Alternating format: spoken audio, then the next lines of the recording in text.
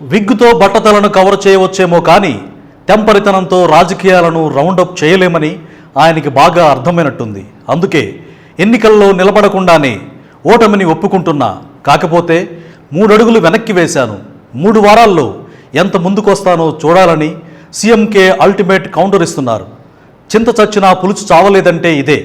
ఇంత జరిగినా రాజుగారికి రాజకీయం అర్థం కాదంటే ఎలాగబ్బా అని ఏపీ రాజకీయ పండితులు హితవు చెబుతున్నా ఆయన మైండ్కి ఎక్కట్లేదు. వైసీపీ రెబల్ ఎంపీగా 4.5 ఏళ్లు రచ్చరచ్చ రేపిన RRRకు పొలిటికల్ ఫుల్ స్టాప్ పడిందని, అటు టీడీపీ ఇటు బీజేపీ 2 టికెట్ ఇస్తామని ఊరిస్తూనే ఉసూరు మనిపించాయని చెప్పుకుంటున్నారు.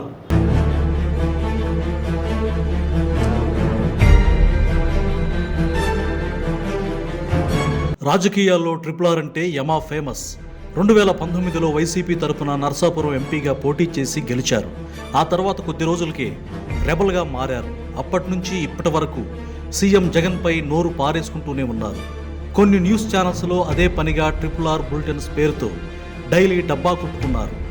బాబుకు సపోర్ట్గా నిలుస్తూ ప్రభుత్వాన్ని పదే పదే కామెంట్ చేస్తూ బీజేపీకి అండగా ఉంటూ చేయకూడని రాజకీయాలన్నీ చేశారు.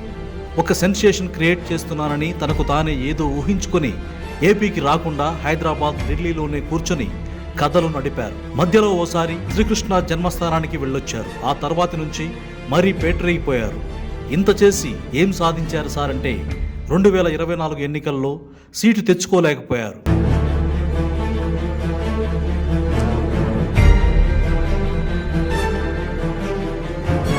లోక్సభ ఎన్నికల వేళ రఘురామకృష్ణంరాజు పరిస్థితి రెంటికి చెడ్డ రేవడిలా తయారైంది.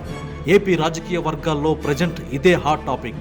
టీడీపీ, జనసేన కూటమిలో బీజేపీ కూడా ఉండాలని తన వంతు కృషి చేశారు. ఈ ఎన్నికల్లో ఎవరికి సీటు రాకున్నా తనకు మాత్రం 100% కన్ఫర్మ్ అనుకున్నారు. కానీ ఏ లిస్టులో కూడా రాజుగారి పేరు లేకపోవడంతో విగ్గుతో బట్టతలను కప్పివేసినంత ఈజీ కాదు రాజకీయాలంటే. టికెట్ తెచ్చుకోవడం ఏంటని బోధపడినట్లు తెలుస్తోంది.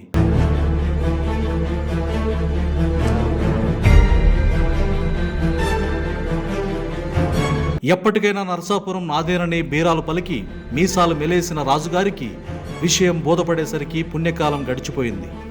అప్పుడు జగన్ హవాలో గెలిచిన ఆ తర్వాత సీఎం జగన్ను వ్యతిరేకించి టీడీపీతో అంటకాగి పూర్తిగా వైసీపీకి వ్యతిరేకంగా పనిచేసి చివరకు కూటమిలో కరివేపాకులా మారిపోయారు.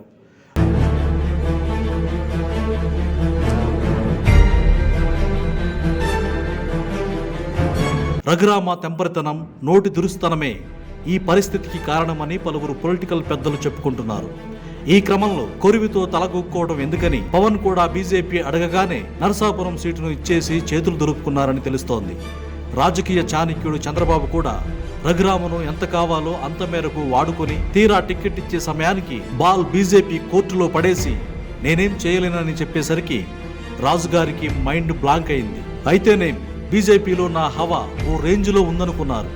ఈసారి కాషాయ కండువా కప్పుకొని నర్సాపురంలో ఓట్ల సునామీ సృష్టిస్తానని అనుచరుల వద్ద కూడా చెప్పుకున్నారు. చివరకు రాష్ట్రంలోని బీజేపీ సీనియర్లే అధిష్టానానికి రాజుగారి గురించి రమణీయంగా వివరించారు. ఆయన్ను చేర్చుకుంటే మన కంట్లో మనమే సూదులతో పొడుచుకున్నట్లు ఉంటుందని పూసగుచ్చినట్లు చెప్పారట. దెబ్బకు బీజేపీ పెద్దలు కూడా సింపుల్గా సారీ చెప్పేశారు.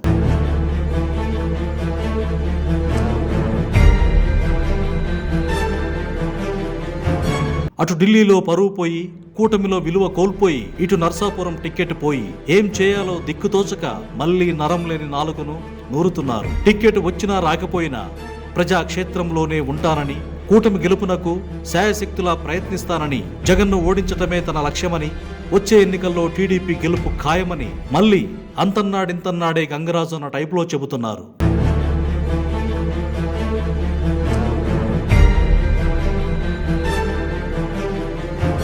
ఎంత పలుకుబడి ఉపయోగించినా టికెట్ రాక పరపతి మొత్తం పోయింది. 25 లోక్సభ స్థానాల్లో తనకంటూ ఓ అడ్డా లేకుండా పోయేసరికి రాజుగారు ఏం మాట్లాడుతున్నారో ఆయనకే అర్థం కావడం లేదని పొలిటికల్ పండిట్స్ చెప్పుకుంటున్నారు. అయితే సోము వీర్రాజు ద్వారా జగన్ తనకు సీటు రాకుండా చేయడంలో సక్సెస్ అయ్యారన్నారు. నాకు నర్సాపూర్ స్థానం జగన్మోహన్ రెడ్డి ఇన్ఫ్లుయెన్స్ వల్ల, ఎందుకంటే సోము వీర్రాజు గారు వారి సాన్నిహిత్యం అందరికీ తెలిసిందే, వారి ద్వారా సక్సెస్ అయినట్టుగా నాకు పర్ఫెక్ట్ సోర్స్లో తెలిసింది. While agreeing my small defeat in not getting the seat as of now. మొత్తానికి ఏపీ రాజకీయాల్లో రఘురామకృష్ణంరాజు వ్యవహారం కొత్త చర్చకు తెరలేపిన RRR కూటమి ఆటలు అరటిపండు అయ్యారని ఆంధ్ర హోల్సేల్ టాక్.